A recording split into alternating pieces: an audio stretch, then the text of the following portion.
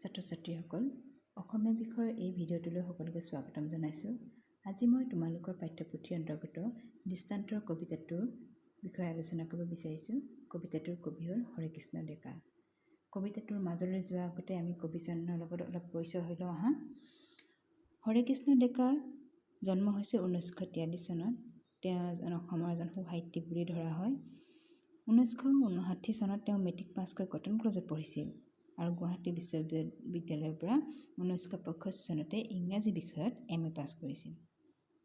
তেওঁ প্ৰথম গুৱাহাটী কমাৰ্চ কলেজত অধ্যাপক হিচাপে চাকৰি যোগদান কৰিছিল যদিও তেওঁ ভাৰতীয় আৰক্ষী সেৱাত যোগদান কৰি আৰক্ষী সঞ্চালক হিচাপে অৱসৰ গ্ৰহণ কৰে। হৰেকৃষ্ণ ডেকা অৱসৰ গ্ৰহণ কৰাৰ পিছত দ্য চেণ্টিনেল কাকতখন আৰু গৰিয়সী আলোচনীখনৰ সম্পাদক হৈছিল। তেওঁ ভালেমান কবিতা পুথি আছে, তাৰ ভিতৰত ৰাতিৰ শোভাযাত্ৰা, আন এজন, চিজ কেয়াৰ আদি কবিতা পুথিয়ে প্ৰধান। আন এজন কবিতা পুথিখনৰ কাৰণেই তেওঁ সাহিত্য অকাডেমি বঁটা লাভ কৰিছিল। ইয়াৰ পিছত তেওঁৰ কেইবাখনো গল্প পুথি আছে, তাৰ ভিতৰত হৈছে গল্প আৰু কল্প, মধুসূদনৰ দলং, বন্দিয়াৰ, মৃত্যুদণ্ড আদি বিভিন্ন গল্প পুথি ৰচনা কৰিছে।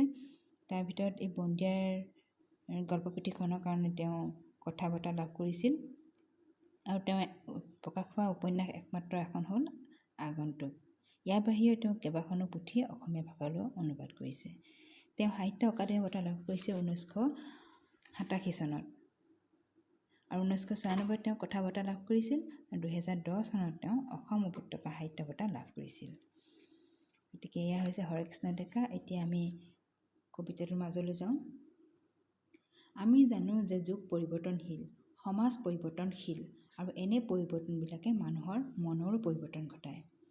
কবিয়ে এই দৃষ্টান্তৰ কবিতাটোৰ দ্বাৰা দুখন সামাজিক জীৱনৰ প্ৰতিচ্ছবি দাঙি ধৰিছে। এখন সহজ সৰল গাঁৱলীয়া সামাজিক জীৱন আৰু আনখন নগৰীয়া সামাজিক জীৱন। দৃষ্টান্তৰ দৃশ্য যোগ অন্তৰ, অন্তৰ মানে পাৰ্থক্য, দৃশ্যৰ অন্তৰ, অৰ্থাৎ ইয়াত দুটা দৃশ্য দেখুওৱা হৈছে। সেই দুটা দৃশ্যৰ মাজত পাৰ্থক্যটো কবিয়ে কবিতাটোৰ দ্বাৰা প্ৰকাশ কৰিব বিচাৰিছে। এতিয়া কবিতাটো চাই যোৱা।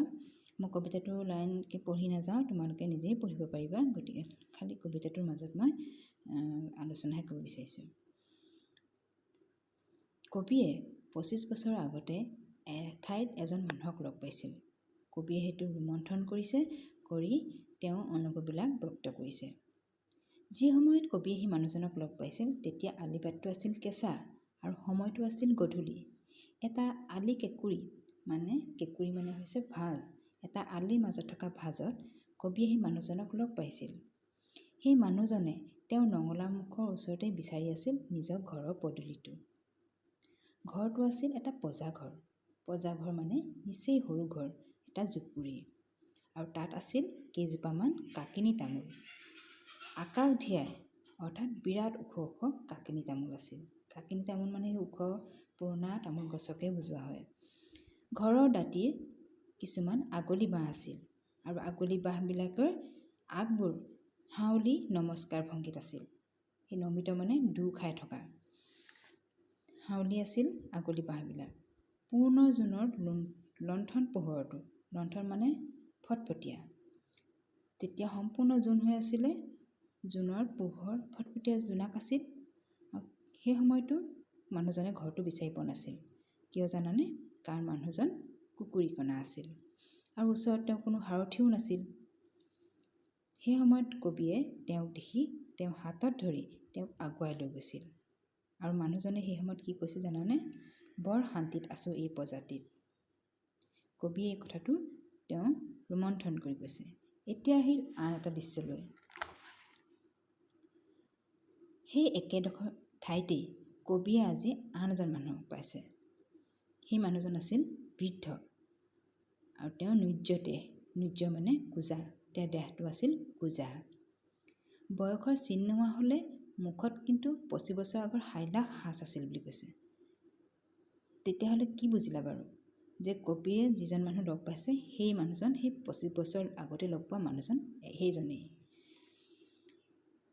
তেওঁ মুখত ধৰিব পাৰিছে যে সেই মানুহজনেই তেওঁ সেই আগতে লগ পোৱা মানুহজন আছিল।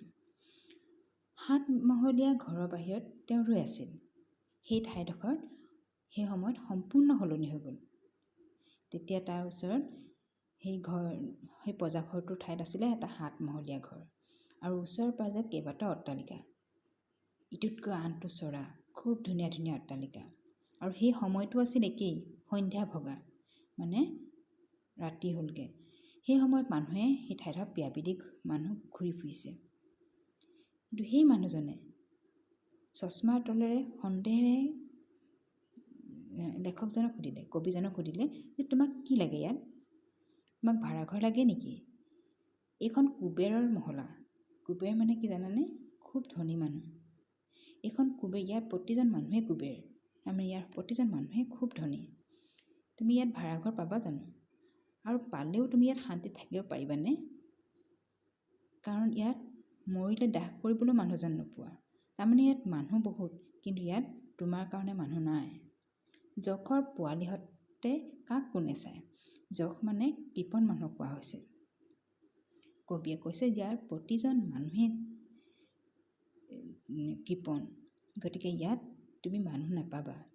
এই বুলি কৈ সেই মানুহজন 7 মহলীয়া ঘৰটোৰ ভিতৰলৈ সোমাই গ'ল। এই কংক্ৰিটৰ হাবিখনত তেওঁক বিচাৰি নাপালে, কবিয়ে বিচাৰি নাপালে। কংক্ৰিটৰ হাবি বুলি কৈছে, কংক্ৰিট মানে হৈছে লোহা ইটা আদিৰে বনোৱা ঘৰ। গতিকে সকলো ঘৰ, বহুত ঘৰ আছে কাৰণে তাক কংক্ৰিটৰ হাবি বুলিয়ে কৈছে। তেনেকুৱা এটা ঠাইত মানুহজন গুচি যোৱাৰ পিছত কবিয়ে তেওঁক বিচাৰি নাপালে। কবিৰ মনটো একেবাৰে ভাৰাক্ৰান্ত হ'ল আৰু তেওঁ অশান্তি মন এটালৈ উভতি আহিল। গতিকে এইটোৱে কবিজনে বৰ্ণনা কৰিব বিচাৰিছে। দুটা দৃশ্য দেখালে। এখন হৈছে গাঁৱলীয়া সহজ সৰু ঘৰ এটাত থাকে মানুহজন, তেওঁ শান্তিত আছে, কিন্তু ইয়াত কুবেৰৰ মহলা, অট্টালিকাৰ ওপৰত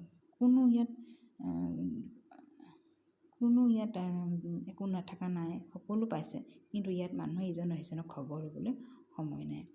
এইদৰে কবিয়ে দুটা দৃশ্য একেলগ কৰি সুন্দৰভাৱে কবিতাটো প্ৰকাশ কৰিছে। ধন্যবাদ।